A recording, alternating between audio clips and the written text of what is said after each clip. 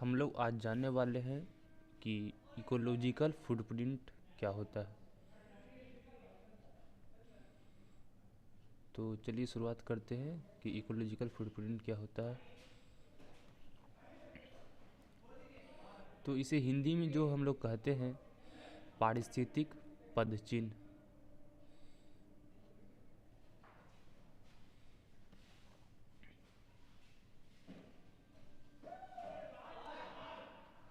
इसे हम लोग हिंदी में जो कहते हैं पारिस्थितिक पदचिन्ह कहते हैं, यानी कि इकोलॉजिकल फुटप्रिंट।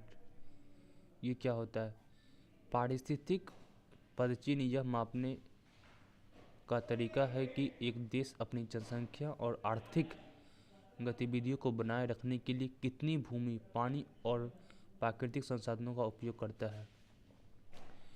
यानी कि कोई भी देश, पारिस्थितिक पदचिन्ह से हम ये जानेंगे कि कोई भी देश की जनसंख्या जो है कितना पानी, भूमि और प्राकृतिक संसाधनों का उपयोग करता है। ठीक, इसी से हम लोग जो है पारिस्थितिक पदचिन्ह को माप सकते हैं। इसमें उत्पन्न कचरे और उसे प्राकृतिक रूप में से अवशोषित करने की क्षमता को भी शामिल किया जाता है। भारत के लिए यह विषय बहुत महत्वपूर्ण है क्योंकि यह दूसरी सबसे बड़ी जनसंख्या वाला देश है और गंभीर पर्यावरणीय चुनौतियों का सामना कर रहा है। पारिस्थितिक पदचिन्ह को मापना इसलिए जरूरी है क्योंकि हम लोग जानते हैं कि इंडिया जो है दूसरी बड़ी जनसंख्या वाला देश है। ठीक, और यह जो है गंभीर पर्यावरणीय चुनौतियों का सामना कर रहा है।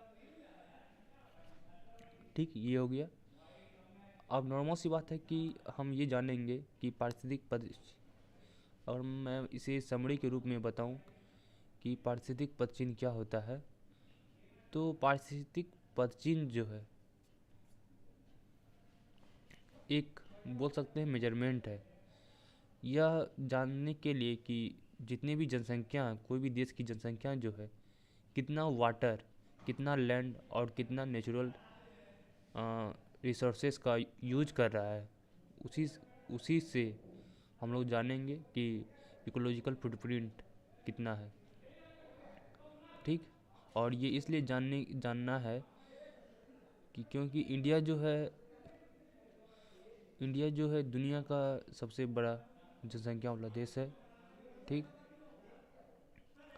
अब आगे देखते हैं भारत के पारिस्थितिक पदचिन्ह के मुख्य बिंदु। ठीक, भारत के पारिस्थितिक पदचिन्ह के मुख्य बिंदु क्या क्या है, इसके बारे में जानेंगे। यहाँ है पारिस्थितिक पदचिन्ह क्या है। यह प्राकृतिक संसाधनों की मांग को पृथ्वी की पुनः उत्पादन क्षमता के मुकाबले मापता है। इसमें ऊर्जा उपयोग, कृषि भूमि, वन उत्पाद और निर्मित भूमि शामिल है। ठीक, भारत की वर्तमान स्थिति। भारत का पारिस्थितिक पदचिन्ह अधिक है क्योंकि इसकी जनसंख्या बड़ी है। ठीक, जब जब जब पॉपुलेशन ज़्यादा होगा तो उसका इकोलॉजिकल फुटप्रिंट जो ज़्यादा होगा, क्योंकि जितने भी पॉपुलेशन है वो ज़्यादा लैंड का यूज करेंगे, कि वो ज़्यादा नेचुरल रिसोर्सेज का यूज करेंगे। ठीक, और औद्योगिकरण और शहरीकरण तेज़ी से हो रहा है। ठीक, भारत एक जैव क्षमता घाटे का सामना कर रहा है। जैव क्षमता घाटे मीन्स बायो कैपेसिटी डिफ्लिक्ट का सामना कर रहा है। इसका अर्थ है कि यह पारिस्थितिकी क्षमता से अधिक संसाधनों का उपयोग कर रहा है। इंडिया में जो है लार्ज पॉपुलेशन होने के कारण जो है इंडिया जो है बाय कैपेसिटी डिफ्लिक्ट का सामना कर रहा है क्योंकि इसका जो है पॉपुलेशन लार्ज है। ठीक, भारत एक जैव क्षमता घाटे का सामना कर रहा है, जिसका अर्थ है यह अपनी पारिस्थितिकी क्षमता से अधिक संसाधनों का उपयोग कर रहा है। क्योंकि जब जनसंख्या ज़्यादा होगा, यानी कि जब पॉपुलेशन ज़्यादा होगा तो रिसोर्सेज का यूज ज़्यादा करेंगे आदमी, तो नॉर्मल सी बात है कि डिफ्लिक्ट होगा, यानी कि घाटा होगा। अब बात करते हैं भारत के पारिस्थितिक पतन में योगदान देने वाले कारक, पहला हो जाएगा जनसंख्या वृद्धि। 1.4 बिलियन से अधिक लोग भोजन, पानी और आश्रय की आवश्यकता रखते हैं।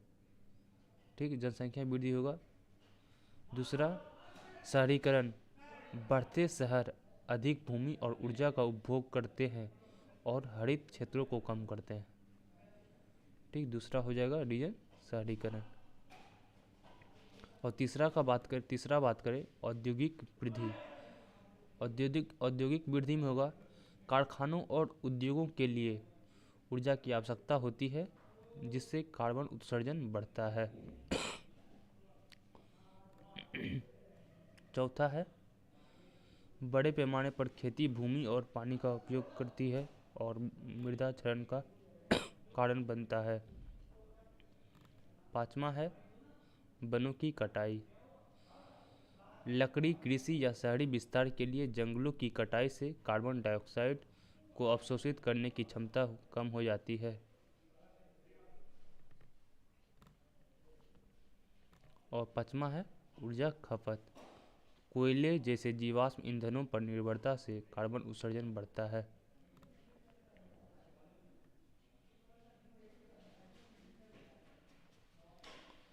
भारत के पारिस्थितिक पतन का प्रभाव, जब नॉर्मल सी बात है इकोलॉजिकल फुटप्रिंट बढ़ेगा तो क्या क्या उसके इफेक्ट होंगे। तो पहला हो जाएगा पर्यावरणीय क्षरण। ठीक, प्रदूषण, मृदा क्षरण और जैव विविधता की हानि। दूसरा, जल संकट। जल संसाधनों का अधिक उपयोग नदियों और भूजल स्तर को सुखा देता है। जब नॉर्मल सी बात है जब वाटर का कमी होगा तो नॉर्मल सी बात है कि जो जितने भी रिवर हैं या और भूजल के स्तर है यानी कि वाटर लेवल है वो जो है कम हो जाएगा। और तीसरा बात करते हैं जलवायु परिवर्तन। भारत वैश्विक कार्बन उत्सर्जन में महत्वपूर्ण योगदान देता है, जिससे मौसम में बदलाव होते हैं। और चौथा है स्वास्थ्य समस्याएं। प्रदूषण से लोगों में श्वसन और अन्य स्वास्थ्य समस्याएं होती है। नॉर्मल सी बात है कि जब जब ये जो जब हो ये जो पॉल्यूशन होगा तो इसमें से नॉर्मल सी बात है कि रिस्पायरेटरी में प्रॉब्लम हो जाएगा, रिस्पायरेटरी सिस्टम में प्रॉब्लम हो जाएगा। अब ये देखते हैं कि इकोलॉजिकल फुटप्रिंट को कम कैसे कर सकते हैं। भारत के पारिस्थितिक पतन को कम करने के उपाय, नवीकरणीय ऊर्जा। सौर, पवन और जल ऊर्जा का उपयोग करना जीवाश्म ईंधन पर निर्भरता को कम कर सकता है। जब हम लोग सौर ऊर्जा का यूज करेंगे यानी कि सोलर लाइट का यूज करेंगे, विंड का यूज करेंगे, पवन का, और जब जल ऊर्जा का उपयोग करेंगे तो जीवाश्म ईंधन पर निर्भरता को कम कर सकता है। और भारत पहले से ही नवीकरणीय ऊर्जा परियोजनाओं में निवेश कर रहा है। और दूसरा है यहाँ पे वनीकरण। पेड़ लगाना कार्बन डाइऑक्साइड को अवशोषित करने और वनों की कटाई से लड़ने में मदद करता है। जब हम लोग प्लांटेशन करेंगे तो नॉर्मल सी बात है कि कार्बन डाइऑक्साइड का मात्रा जो है कम होगा और जो है हमें ऑक्सीजन ज़्यादा मिल पाएगा। और तीसरा जो है सतत कृषि। सतत कृषि में बात करें तो कुशल सिंचाई विधियों और जैविक खेतों का उपयोग संसाधनों पर दबाव को कम करता है। चौथा है कुशल शहरी योजना। ग्रीन बिल्डिंग, कुशल सार्वजनिक परिवहन और कचरा प्रबंधन शहरी पर्यावरणीय क्षति को कम कर सकते हैं। और पांचवा है जन जागरूकता। लोगों को कचरों को कम करने, पानी बचाने और ऊर्जा बचाने के बारे में शिक्षित करना। जब हम लोग उसे ये सब चीज़ बताएंगे कि हम लोग को वेस्ट कम करना है, वाटर को सेव करना है, एनर्जी को सेव करना है, तो फुटप्रिंट इकोलॉजिकल जो है वो कम होगा। और लास्ट है नीति उपाय। औद्योगिक प्रदूषण और वनों की कटाई को नियंत्रित करने के लिए कड़े कानून। जब हम लोग नॉर्मल सी बात है जब आर्टिकल लाएंगे या कानून लाएंगे तो इससे भी होगा कि औद्योगिक जो प्रदूषण है, इंडस्ट्रियल पोल्यूशन जो है वो कम होगा और जो जितने भी फॉरेस्ट हैं उसको कटाई कम होगा। और आगे है इलेक्ट्रिक वाहनों और स्वच्छ तकनीकों को बढ़ावा देना। हम लोग ये डीजल इंजन का यूज ना करके और पेट्रोल को यूज ना करके हम लोग इलेक्ट्रिक वाहनों का यूज करेंगे, जिससे कि पोल्यूशन जो होगा कम होगा। और लास्ट में यही होता है कि कंक्लूजन क्या निकला है। भारत का पारिस्थितिक पश्चिम विकास और पर्यावरणीय स्थिरता के बीच संतुलन की चुनौतियों को दर्शाता है। संसाधनों को कुशलतापूर्वक उपयोग, प्रदूषण को कम करने और हरित तकनीकों को अपनाने के प्रयास एक स्वस्थ भविष्य सुनिश्चित करने में आवश्यक है। तो आज के लिए इतना ही, मिलते हैं नेक्स्ट वीडियो में।